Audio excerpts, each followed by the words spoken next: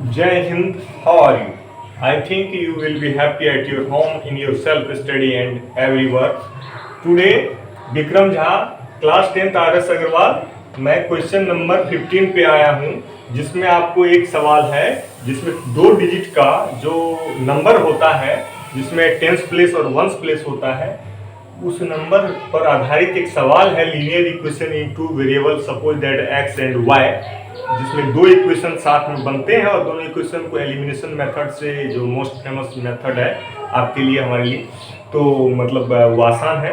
Elimination method से x और Y की वैल्यू निकाल करके फिर जो सवाल मांगा जा रहा है वो हम निकालते हैं, तो वही सवाल है क्वेश्चन नंबर 15। देखिए इसमें 2 नंबर वाला डिजिट का सवाल है, पढ़िए थोड़ा। नंबर कंसिस्ट ऑफ 2 डिजिट्स, एक कोई नंबर है जिसमें 2 डिजिट का नंबर है। When it is divided by the sum of its digits, जब उसके को डिवाइड किया जाता है उस नंबर को, मतलब जैसे 63 है तो 63 को डिवाइड किया जाता है उसके सम ऑफ डिजिट से, यानी कि 6 + 3 9 से। तो हम लोग जानते हैं कि 7 आएगा, लेकिन यहाँ पर वो एग्जाम्पल था, यहाँ सवाल कर रहा है कि द क्वोशेंट इज 6। यहाँ पर 7 नहीं आ रहा है, यहाँ क्वोशेंट जो आ रहा है वो 6 आ रहा है विथ नो रिमाइंडर। हम लोग का भी कहाँ रिमाइंडर आया था, 63 में 9 से डिवाइड देंगे 7 क्वोशेंट होगा, तो रिमाइंडर कहाँ से आएगा।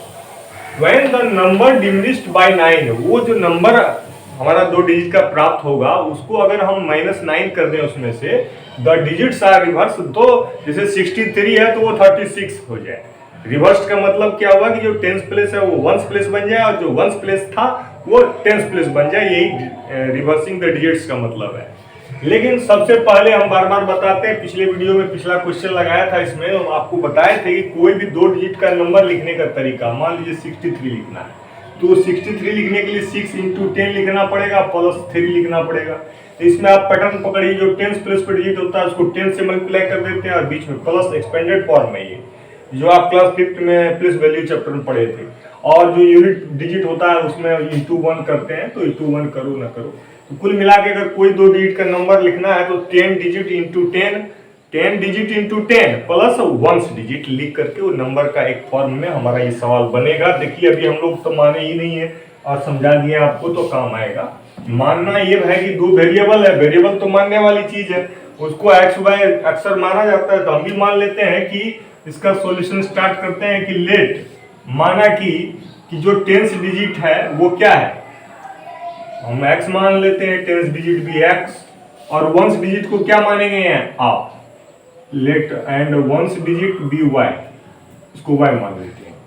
क्या लग रहा है, मानने में क्या जा रहा है, 2 वेरिएबल मानना है तभी तो सवाल बनेगा। तो सवाल उठता है कि जब 2 डिजिट प्राप्त हो, जैसे मान लीजिए आपको 6 और 3 2 डिजिट प्राप्त हो, तो सवाल उठता है कि आप नंबर प्राप्त कर लेंगे। जी हाँ, लेकिन इस तरीके से 6 × 10 प्लस 3 यानी 60 प्लस 3, इस रूप में हमें नंबर यहाँ पर प्राप्त करना है।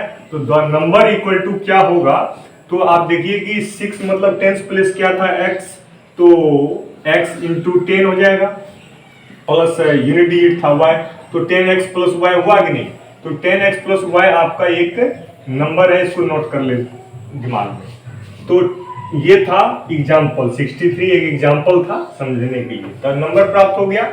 तो अब सवाल में क्वेश्चन बनेगा, when it is divided by the, जब नंबर को डिवाइड किया जाएगा, ये जो नंबर प्राप्त हुआ है by the sum of its digits यानी x + y से, द क्वोशेंट इज 6, क्वोशेंट 6 है और कुछ नहीं है, रिमाइंडर नहीं है, तो इसको सॉल्व करके इक्वेशन प्राप्त हो ही जाएगा। क्रॉस मल्टीप्लाई किए तो इधर 10x + y आया और इधर x + y same to same. अब 10x में से x गया 9x और y में से y गया, अरे ये क्या हो रहा है, कुछ गड़बड़ हुआ क्या, गड़बड़ ये हुआ है क्रॉस मल्टीप्लाई में थोड़ा जल्दबाजी कर गए।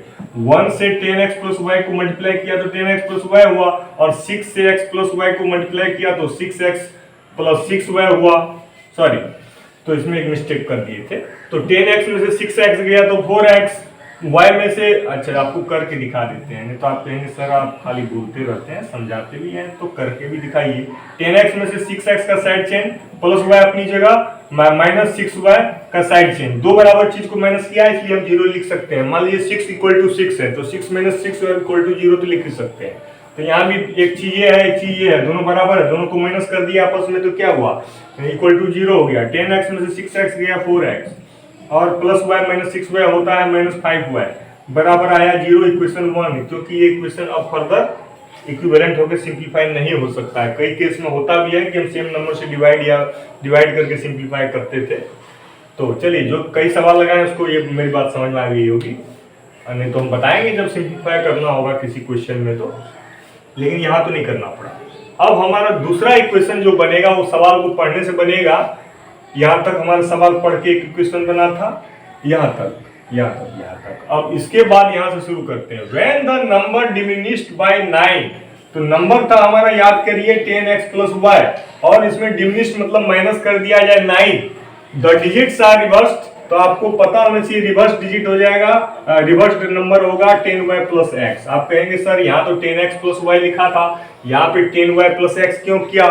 क्योंकि आपको पता है कि जो नंबर है जब उसका डिजिट्स रिवर्स किया जाता है, 63 का डिजिट्स रिवर्स किया जाएगा तो 36 नहीं हो जाएगा। यानी जो वंस प्लेस है वो टेंस, जो टेंस वंस प्लेस है वो टेंस प्लेस हो जाएगा, और जो टेंस प्लेस है वो वंस प्लेस हो जाएगा। y था वंस प्लेस तो टेंस प्लेस पर रख दीजिए, x था आपका टेंस प्लेस तो उसको वंस प्लेस पर रख दीजिए।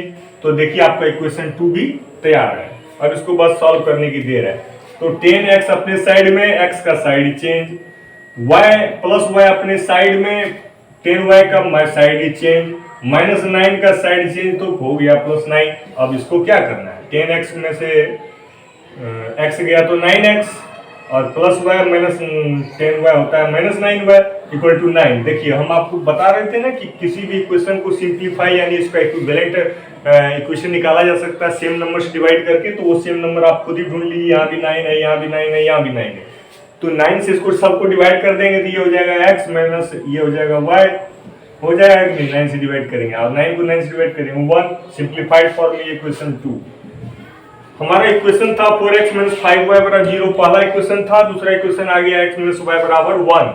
अब एलिमिनेशन मेथड के लिए आप देख रहे हैं कि इक्वेशन 2 को या तो 4 से या तो 5 से मल्टीप्लाई करने से ही ये इसके बराबर होगा। तो हम एक चीज चूज कर लेते हैं, इक्वेशन 2 इंटू 4 कर लेते हैं। तो इससे क्या बन जाएगा ये बेटा, 4x माइनस 4y और बराबर आपका ये 4 जा 4। यानी कि हम किसी भी इक्वेशन में सेम नंबर से मल्टीप्लाई तो कर ही सकते हैं, इसकी जरूरत है। अब इक्वेशन 2 में हम 4 से सब डिजिट में सब टर्म से मल्टीप्लाई कर दिए, ये 4x माइनस 4y बराबर 4 हो गया।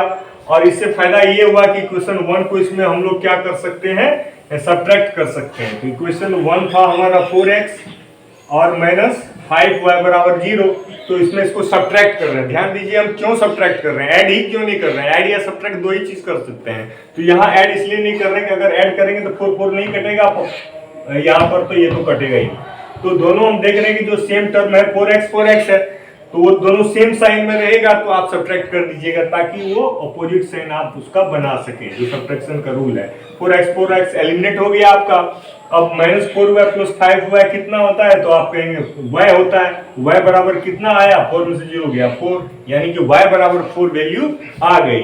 अब इसकी वैल्यू किसी भी क्वेश्चन में पुट करके x की वैल्यू निकाल लो आप। तो मान लेते हैं सबसे आसान इक्वेशन हमारे लिए था इक्वेशन 2, जो था x माइनस y बराबर क्या था, 1 था।